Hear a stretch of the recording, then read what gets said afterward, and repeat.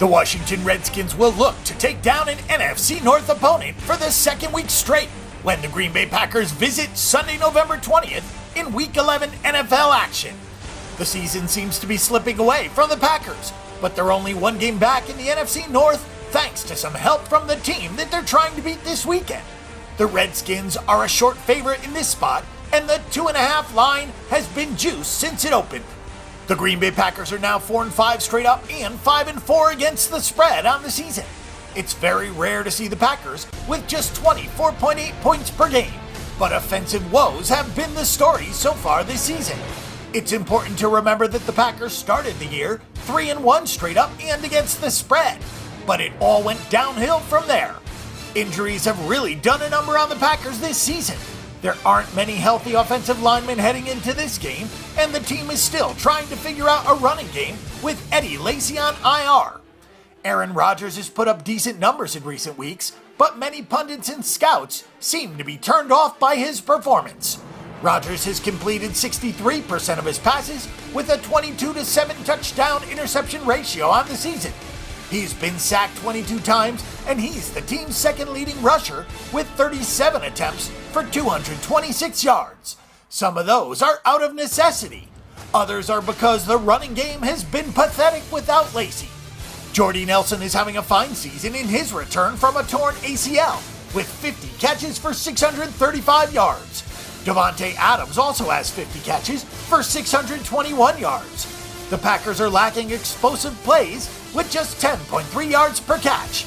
Mike McCarthy's play calling has been under scrutiny this season, but now it's just about Rodgers not having enough time to go downfield.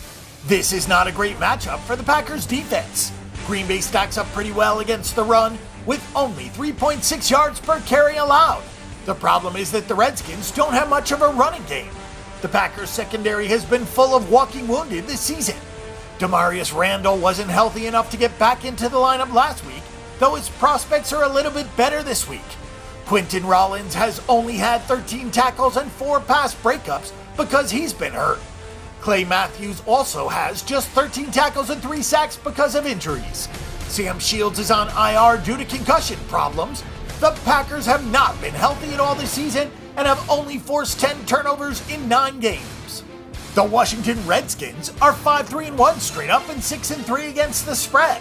Washington is 7-2 to the over, even though they've only averaged 23.6 points per game this season. Washington started 0-2 straight up and against the spread, then won 4 games straight, and now they are riding a 2-game against the spread winning streak. When the Redskins have run the ball, they've had success, but there's a reason that they have 226 rushing attempts against 355 passing attempts. Kirk Cousins has completed just over 2/3 of his passes for 2,716 yards with a 14-7 touchdown interception ratio. For Cousins, there's been more volume in terms of yardage than production.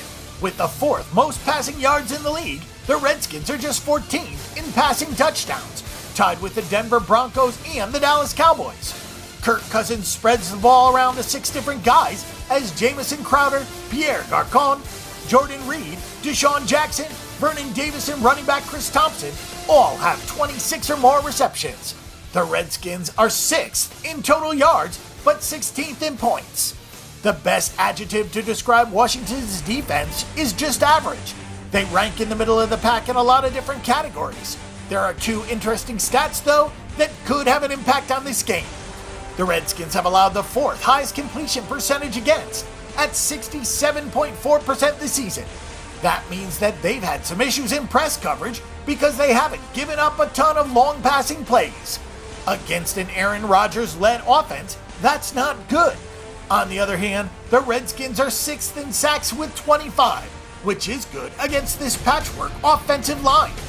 It will be interesting to see if the Redskins stay aggressive to get pressure on Aaron Rodgers, or if they try to incorporate some more zone coverages and rush 4 against a weak offensive line.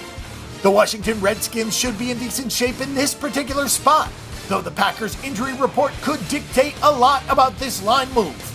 Green Bay has a plethora of problems in the secondary and on the offensive line, which are 2 very key advantages for Washington.